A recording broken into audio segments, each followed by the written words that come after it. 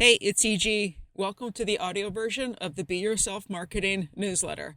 And if you haven't checked out the podcast yet, there are real conversations with entrepreneurs just like you, and they're building on their own terms because your best marketing strategy is the one you were born with. Find it wherever you listen. Now, let's get into the newsletter. Are you the weakest link in your business? Ever have one of those mornings where the alarm blares and your first instinct isn't getting up, not even to go to the bathroom? Just pull the covers over your head and hide from the day. I've been having those lately. The sun starts creeping in around 5 a.m. It's not fully up yet, but it's close enough for the cats to start demanding the blinds open to watch the birds, or the dog pacing and whining to get out to her usual sunspot, even if it's still below freezing. Meanwhile, I'm laying there trying to negotiate with reality. But yesterday, my sciatica was in hyper mode. It only hurt when I twitch. It was all the time. Today's been a bit better, but I'm still popping Tylenol like candy, and I didn't really feel like doing anything either day. But then there's Mamma Mia's voice in my head haunting my thoughts. My G the live off. So who's forcing you to do it? Technically, no one. I signed up for this lifestyle and I chose a business over a job. So, as my own boss, I could have stayed in bed, canceled the calls, pushed things off. Nobody was going to fire me, but in reality, the dog still needs to go out. The cats need to be fed. The litter box certainly wasn't going to clean itself, and I needed to get water for coffee. So I layered up and headed out. And all that snow from last week that started to melt in the sun, it freezes overnight. The whole property turns into a giant slip and slide by morning. So there I am, trying to stay on my feet on a sheet of ice, holding a leash attached to an 80-pound dog who spots something to chase. Sciatica firing down both my legs into every micro adjustment of my balance. It's the crack of dawn. It's minus 15 degrees Celsius, and all I wanted was to get some water for coffee and avoid having to clean up accidents in the trailer. I didn't get a pass on any of it because those are the things that don't care how I feel. They just need to get done. That you can't call in sick. With the job, you know when your shift starts. You know what a good day's work looks like. You don't get paid to go doom scrolling on Facebook or just to keep the seat warm while you find busy looking things to do that don't actually move anything forward. The company keeps you on because you're making it money. It's simple as that. And sometimes that means putting aside what you'd prefer to be doing and getting things done instead of perfect. I mean, have you ever really stressed about perfect at a job? Here's where most entrepreneurs quietly fall apart. Things don't fail because the business is hard. Things fail because we don't show up for the parts we only show up for the parts we like and not the parts we don't. The vision, the freedom, the idea of it. But the actual work, that's the shift that we keep skipping. We picture the freedom, the flexibility, the Tuesdays off because we can, and we forget that somebody still has to do the work. You're the boss.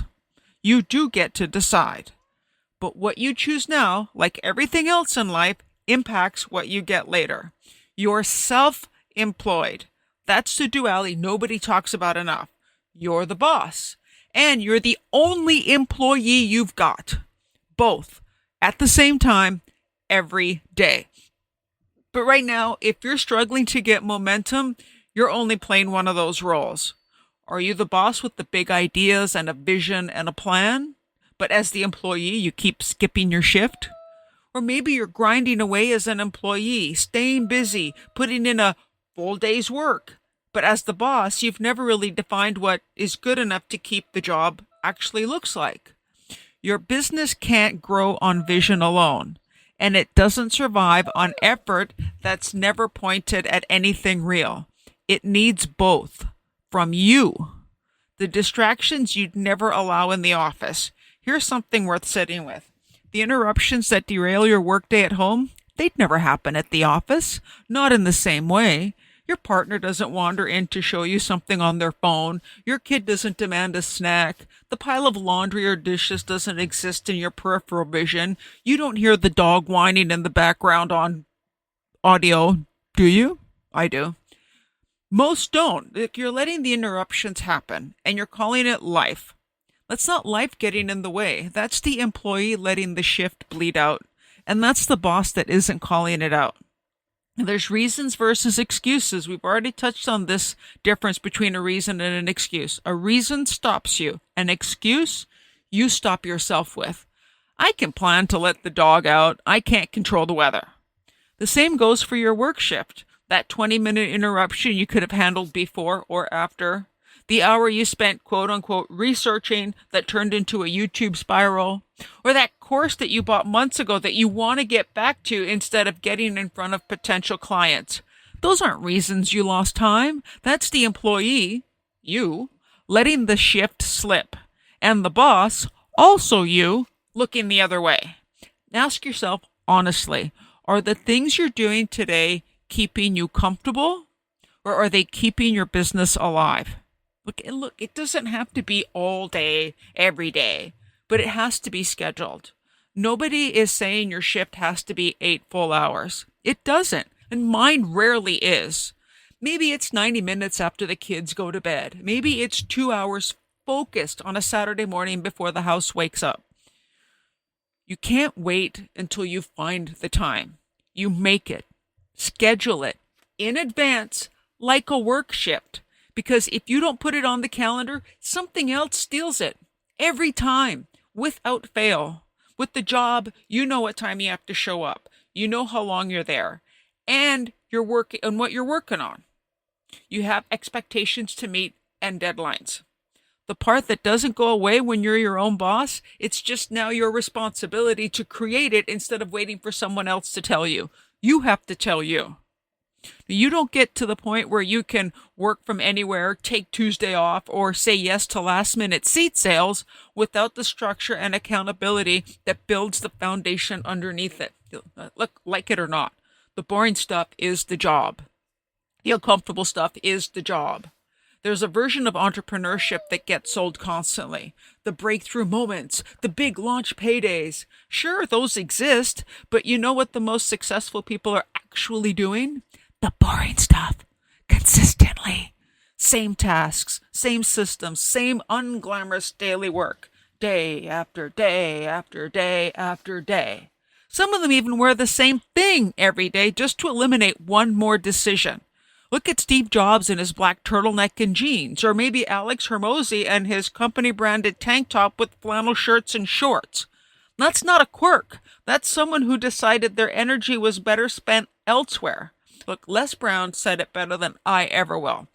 You must be willing to do the things today others won't do in order to have the things tomorrow others won't have.